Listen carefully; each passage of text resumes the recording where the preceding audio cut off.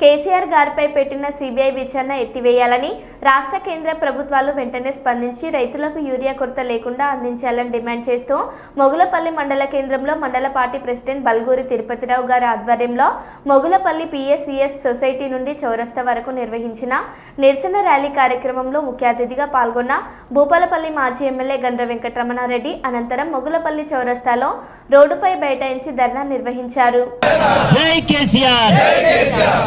కావాలయ్యా యూరియా కావాలయ్యా యూరియా ప్రభుత్వం యూరియా ఇవ్వలేని ప్రభుత్వం రైతుల పట్ల నిర్లక్ష్యంగా మాట్లాడుతున్న ముఖ్యమంత్రి రైతుల పట్ల నిర్లక్ష్యంగా మాట్లాడుతున్న ముఖ్యమంత్రి కేసీఆర్ మీద అన్యాయంగా పెట్టిన సిబిఐ కేసును వెంటనే కేసీఆర్ గారి మీద పెట్టినటువంటి సిబిఐ కేసును వెంటనే యూరియా ఇవ్వలేని అసమర్థ ప్రభుత్వం రైతుల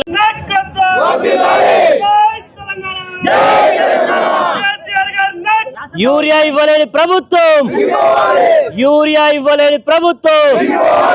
రైతు నాయకుడు కేసీఆర్ గారి మీద పెట్టిన సిబిఐ కేసును వెంటనే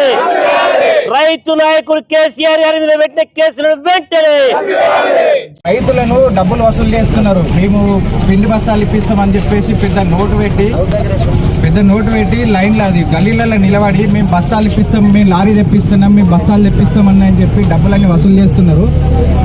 అట్లా చేయకండి, రైతుల గోత కంపల్సరీ కాంగ్రెస్కి అయితే తగులుతుంది.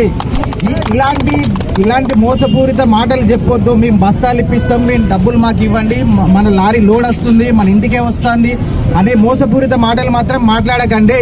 ఏదన్నా ఉంటే రోడ్ మీదకి రండి, మాలాగా రోడ్ మీద నిలబడి ధర్నా చేయండి రైతుల కోసం. మీరు కాంగ్రెస్ పార్టీ అయినా సరే మీ రేవంత్ కోసం ధర్నా చేయండి, రైతులకు సాయం చేయాలని. మీరు మోసపూరిత మాటలు మాత్రం మాట్లాడకండి. ఒక్క రైతు దగ్గర కూడా ఒక్క రూపాయి కూడా తీసుకోవద్దు. మీకు నిజాయితీ ఉంటే లోడు తెప్పియండి, లోడు పెట్టి మీరు డబ్బులు వసూలు చేసి రైతులకు వంచాలి.